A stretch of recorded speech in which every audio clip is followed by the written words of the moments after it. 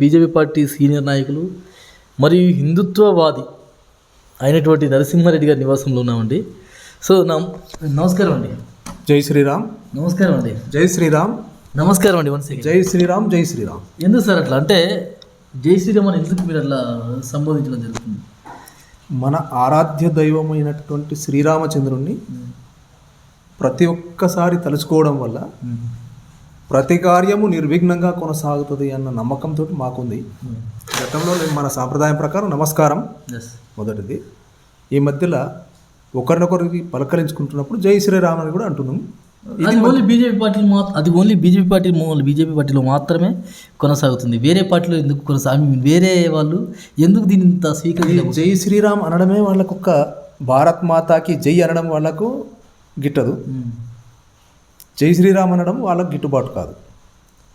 ఎందుకు అంటే గత ఎన్నో వందల సంవత్సరాలన్నటువంటి శ్రీరామ మందిరాన్ని బీజేపీ ప్రభుత్వం ఆధ్వర్యంలో అయ్యింది కాబట్టి రాముణ్ణి మేము ఎక్కడ గుర్తు చేసినా వాళ్ళకే ఓట్లు పడతాయి మన ఉద్దేశంతో వాళ్ళు జై శ్రీరామ్ అన్నారు. ఇది వాళ్ళకు భయం. భారత్ మాతాకి జై అని కూడా ఎందుకు అన్నారంటే బీజేపీ అనేది భారత పౌరుల కోసమే పనిచేస్తుంది. ఏమండి నరసింహారెడ్డి గారు, ఒక్క మాట చెప్పండి. ఓన్లీ హిందుత్వవాదం అనే ముసుగులోని దేశాన్ని ఈరోజు మూడు భాగాలుగా చేసేది మీరు కాదా? కాదండి, 3 భాగాలు మాతో కాలేవు. గతంలో ఉన్న చరిత్ర ప్రకారం చూస్తే పాకిస్తాన్, బంగ్లాదేశ్ విడిపోయినప్పుడు అవి ముస్లిం దేశాలు అయినాయి తప్ప ఇది లౌకిక దేశంగానే ఉండిపోయింది. ఆ విధంగా చేసినట్లయితే ఇది హిందుత్వవాదంతో చేసినట్లయితే హిందూ దేశంగా ఉండేది. ఇప్పటికైనా అందరినీ మేము సమానంగా చూస్తున్నాం.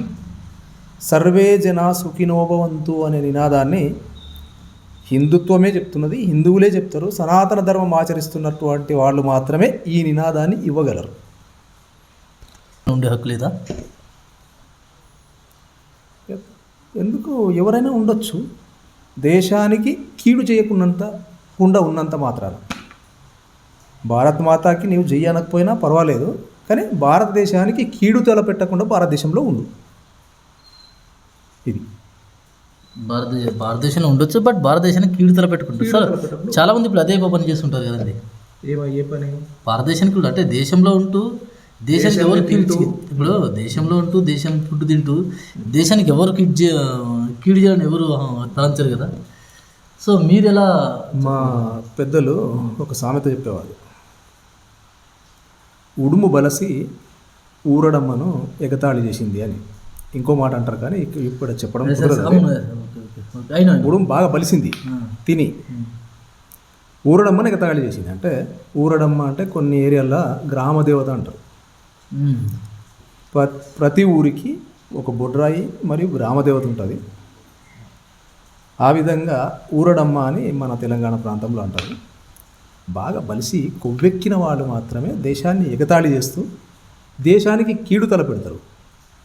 కీడు తలపెట్టకుండా అలాంటి వాళ్ళు ఇంకా ఉన్నారట మన దేశంలో. చాలామంది ఉన్నారు, ఇంకా ఉన్నారు.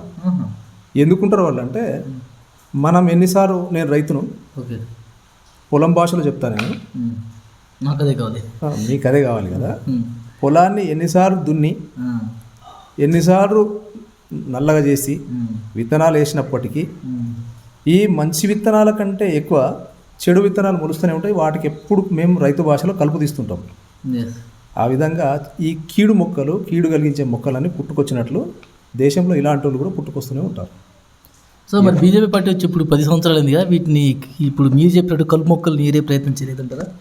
చేస్తున్నారు. ఉత్తరప్రదేశ్లో కలుపు మొక్కలన్నీ పోతూనే ఉన్నాయి. ఇండియన్ వైడ్గా భారతదేశంలో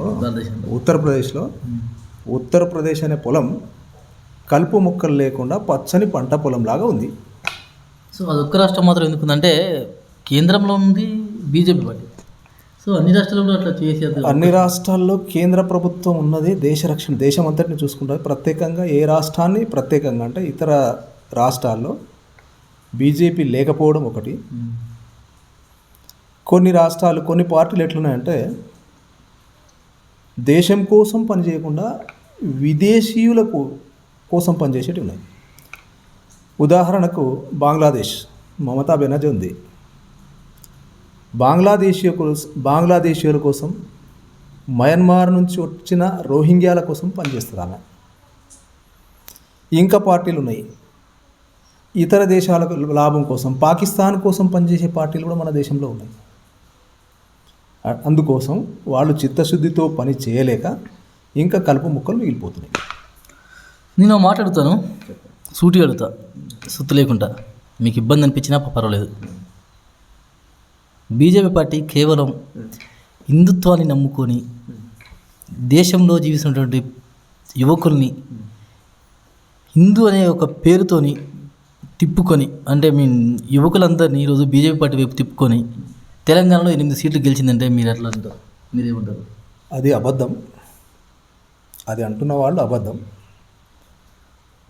ఇది ఏమాత్రం అబద్ధం లేకుండా ప్రస్తుతము దేశంలో జరుగుతున్నటువంటి అభివృద్ధి పనులకు ఆకర్షితులై యువత ఈ రోజులలో చాలా ముందుకొచ్చి బీజేపీ పార్టీ దేశ రక్షణ కోసం ఉపయోగపడుతుందని నమ్మకం కలిగిన తర్వాతనే బీజేపీకి 8 సీట్లు పార్లమెంట్ సీట్లు వచ్చినాయి. అయితే మీరు వేసిన ప్రశ్న ఏమిటంటే హిందుత్వాన్ని నమ్ముకుని లేదు. గత ఎంఐఎం పార్టీ ఎన్నో సంవత్సరాలుగా మతాన్ని నమ్ముకొని మాత్రమే ఎంఐఎం పార్టీ వస్తుంది. బీజేపీ అట్లా కాదు. బీజేపీ దేశ ప్రజలను నమ్ముకుంది కాబట్టి 8 సీట్లు మాత్రమే వచ్చాయి. సో అలా వచ్చింది అంటారు. ఇంకో చిన్న విషయం సార్, ఓన్లీ బీజేపీ అయినా సరే, ఆర్ఎస్ఎస్ అయినా సరే, ఏమైనా సరే, శివసేన ఇంకేమైనా సరే, హిందుత్వానికి సంబంధించినటువంటి అన్నీ కూడా దేశం. ఇంకో చిన్న విషయం, తెలంగాణలో బీజేపీ పార్టీ లేదు. మన జరిగినటువంటి పార్లమెంట్ ఎలక్షన్స్లో బీఆర్ఎస్ లేకపోతే ఈరోజు బీజేపీ వచ్చేది కాదు. ఎట్లా అంటారు? అట్లా నేను అనుకోవడం లేదు.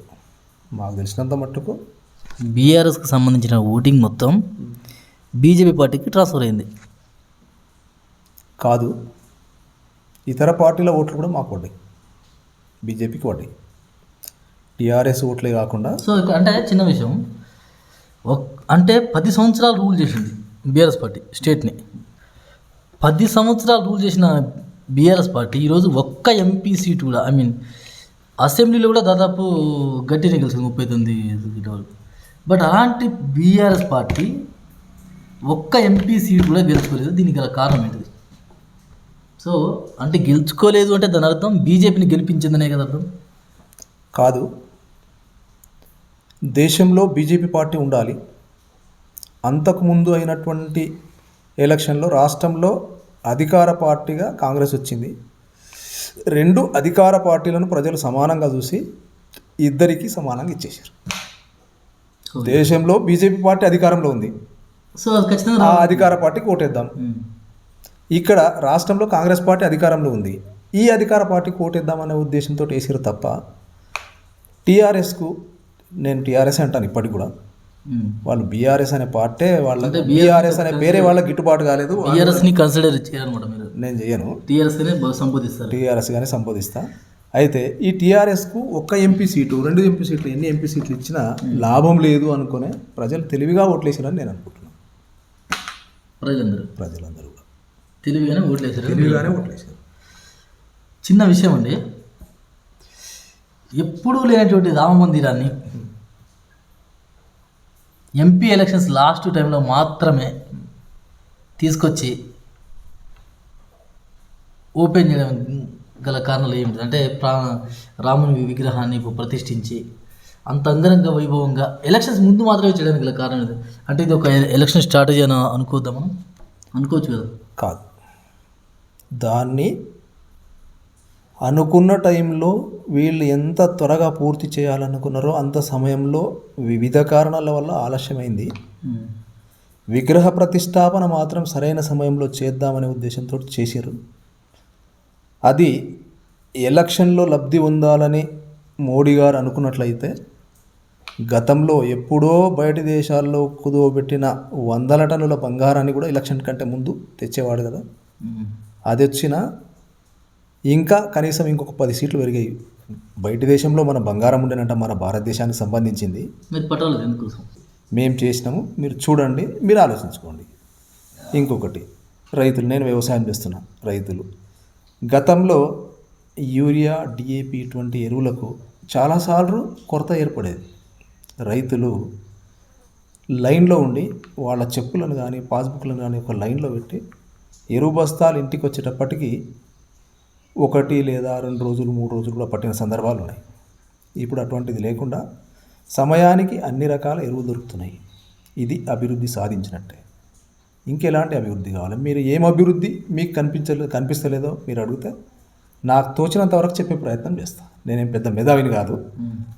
సో మీరు ఆ మాట అన్నారు కాబట్టి ఇంకొక మాట, ఈరోజు తెలంగాణ, ఆంధ్రప్రదేశ్ కానీ తెలంగాణ కానీ, సో ఈ 2 రాష్ట్రాలలో అభివృద్ధి అనేది పూర్తిగా జరిగిందంటారా? తెలంగాణ, ఆంధ్రప్రదేశ్. ఆంధ్ర గురించి నేను ప్రత్యేకంగా అవగాహన లేదు. గత 5 సంవత్సరాలు ఆంధ్రాలో జగన్ అభివృద్ధి చేశాడని నేను అనుకోవటం లేదు. ఎందుకు అభివృద్ధి జరగలేదంటే ఆయన 3 రాజధానులు అనేది పట్టుకొని ఎక్కడ కూడా ఎలాంటి అభివృద్ధి లేకుండా రాష్ట్రానికి రాజధాని లేకుండానే చేసిండు ఆయన. ఇప్పుడు అభివృద్ధి పదంలోకి వస్తుందని నేను అనుకుంటున్నాను. మన రాష్ట్రంలో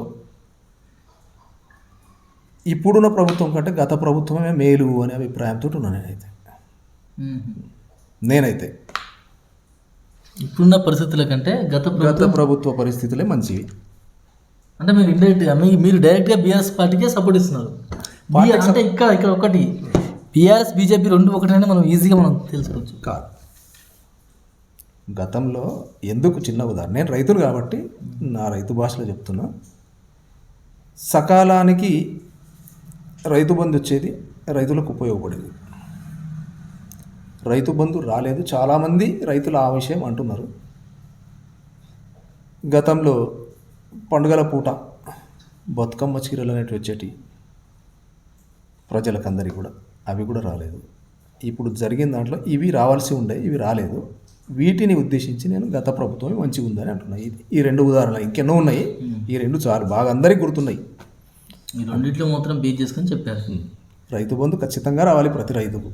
అంటే ఇక్కడ మనం కూడా ఒకటి చాలామంది మనం కూడా ఒకటి ఆలోచించుకోవచ్చు కదండి. ఏంటంటే సరే, బీఆర్ఎస్ పార్టీ పరిపాలించినటువంటి 10 సంవత్సరాల్లో వాళ్ళు ఎన్ని అప్పులు చేశారు, ఎంత ఆదాయం చేశారు అనేది పక్కన పెడితే, ఈరోజు రేవంత్ రెడ్డి గారు చాలామంది మంత్రివర్గ విస్తరణలో చెప్తున్నారు తెలంగాణ అనేది అప్పుల ఊపిలోకి వెళ్ళిపోయింది. సో కొన్ని లక్షల కోట్ల వరకు ఈరోజు అప్పుల్లో ఉంది. దాన్ని మనం రికవర్ చేసుకోవాలి. ఎట్ ఏ టైం ఇచ్చినట్టు 6 గ్యారెంటీలు, సంక్షేమ పథకాలు అనేటివి మనం రన్ చేసుకోవాలి. దీనికి కొంచెం సమయం పట్టేలా లేదంటారా? అప్పుల్లో తెలంగాణ ప్రభుత్వం అప్పుల్లో ఉందని ముందటి నుంచి మీరు ఎలక్షన్ కంటే ముందు కూడా చెప్పారు కదా. అప్పులు ఉన్నాయని మీకు తెలుసు కదా. అప్పులు ఏం దాచి ఉంచుకొని ఉన్నాయి కాదు కదా. అప్పులు ఉన్న విషయం మీకు తెలుసు. మీరు ఇన్ని అప్పులున్న ఈ రాష్ట్రంలో 6 గ్యారెంటీలు ఏ విధంగా అమలు చేస్తామని అంచనాతోటి మీరు చెప్పారు. అప్పులున్న విషయం మీకు తెలియదు. మీరు ఇప్పుడు ఏం చెప్పారంటే, అప్పులున్న విషయం మాకు తెలియదు కాబట్టి మేము 6 గ్యారెంటీలు ఇచ్చినాం. ఇటువంటి అప్పుల రాష్ట్రంలో మాకు ఈ గ్యారెంటీలు ఇవ్వడం చేత కాదు అని ఏమన్నా చెప్తారా? అది ఆ విషయం ఉంటే ఆ విధంగా చెప్పండి ప్రజలకు.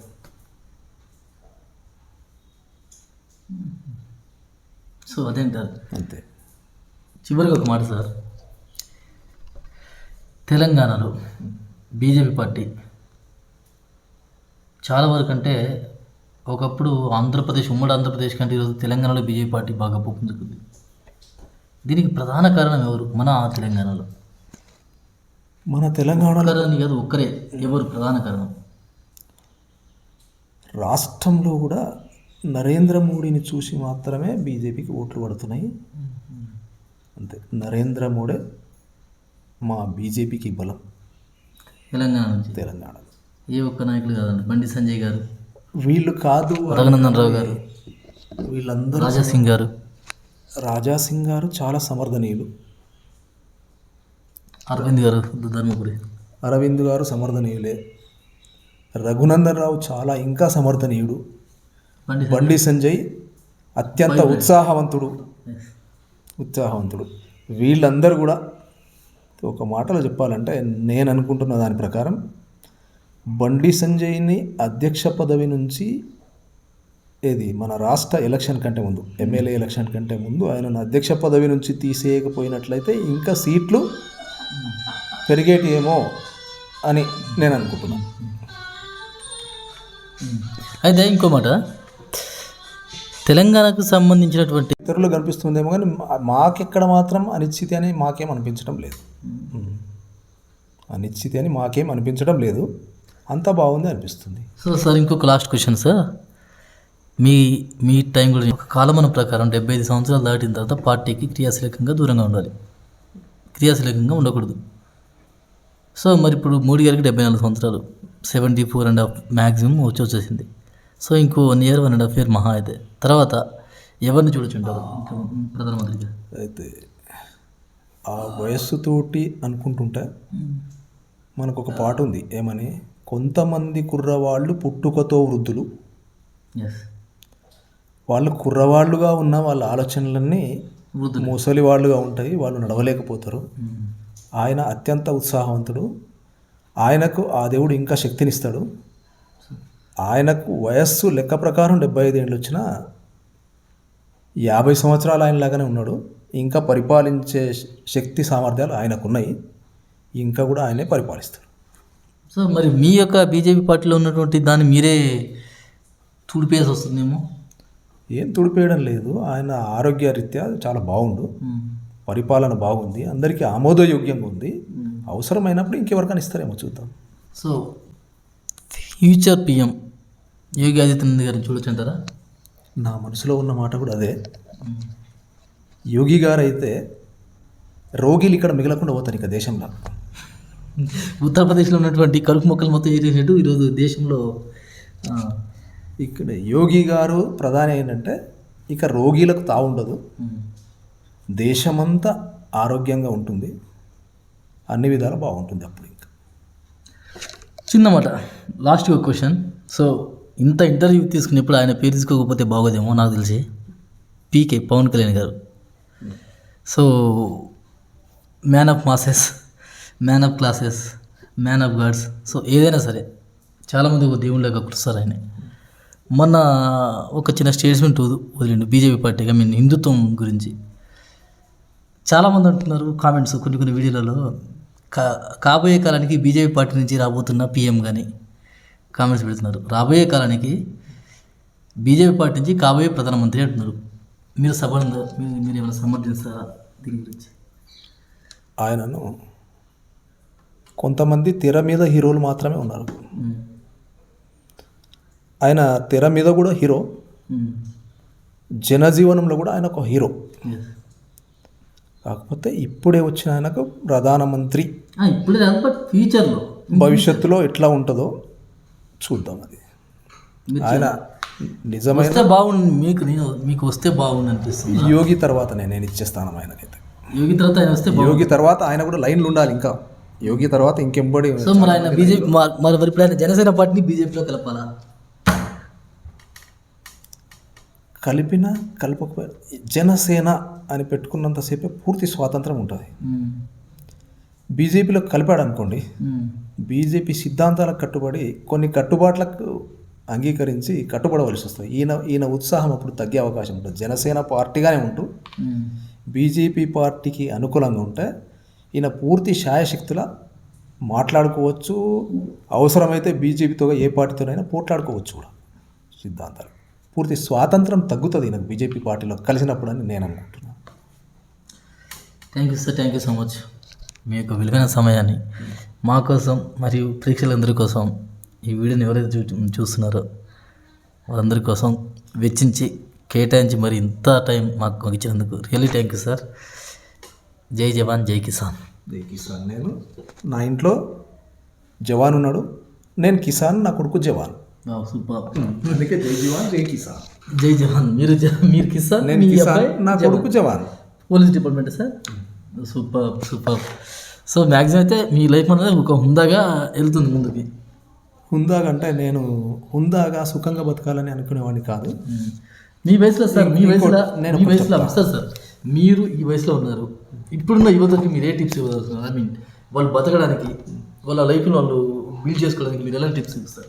దురలవాట్లకు దూరంగా, మంచి అలవాట్లకు దగ్గరగా, ఆరోగ్యకరమైన జీవితాన్ని గడుపుతూ దేశ సేవలో నిమగ్నం కాండి. ఇది నేను చెప్పే మాట. దురలవాట్లు అంటే ఇక మొత్తం అవి ఇప్పట్లో ప్రతి ఒక్కరికి ఇది అర్థమవుతుంది. నేను పూర్తిగా విపులంగా చెప్పకుండా, దురలవాట్లకు దూరంగా, మంచి అలవాట్లకు దగ్గరగా, దేశభక్తి కలిగి ఉండి, అందరూ ఆరోగ్యంగా ఉండి, దేశం కోసం, మీ కుటుంబం కోసం, వీటి కోసం పనిచేయండి. అందరూ బాగుండండి. Thank you sir, thank you really.